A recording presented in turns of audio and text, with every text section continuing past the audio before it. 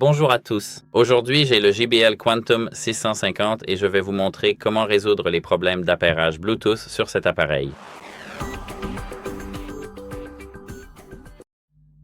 Donc, la première chose et la plus importante, c'est que vous devez d'abord, si vous avez déjà appairé vos écouteurs, ou si cela fonctionne parfois, ou si vous les avez ici d'une manière ou d'une autre, les oublier. Cela fonctionne de la même façon sur les appareils Android et iPhone, donc ne vous inquiétez pas. Une fois que vous les avez oubliés, éteignez votre téléphone. Éteignez votre téléphone pendant un moment, puis allez vers vos écouteurs.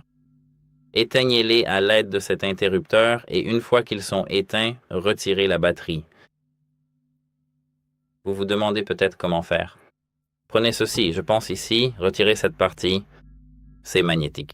Et maintenant, retirez la batterie comme ceci. Maintenant, attendez. Attendez 10, 20, peut-être 30 secondes avant de remettre la batterie. Cela va résoudre votre problème. Si cela n'a toujours pas résolu votre problème, nous devons chercher la prochaine solution. Laissez-moi remettre la batterie à l'intérieur. Laissez-moi la placer d'une manière ou d'une autre. Et maintenant, cela devrait être bon. Si cela ne résout toujours pas votre problème, essayez d'appairer vos écouteurs avec un autre appareil, comme un autre téléphone.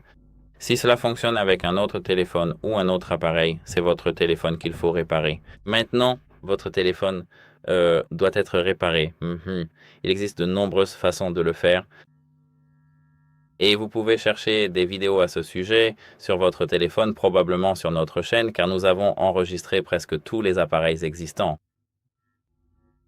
Ce n'est pas pour me vanter, mais vous voyez, vous pouvez aller voir. Et si cela ne fonctionne toujours pas lorsque vous associez vos écouteurs à un autre appareil, le problème vient de vos écouteurs. Et ce que vous pouvez faire maintenant, essayez de brancher vos écouteurs à la batterie et essayez de les charger à 100%. Cela devrait permettre de résoudre votre problème, enfin, vous voyez, le corriger.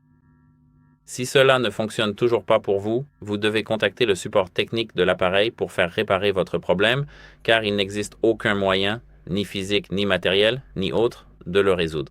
Voilà, c'est tout. J'espère que cela vous aidera et au revoir.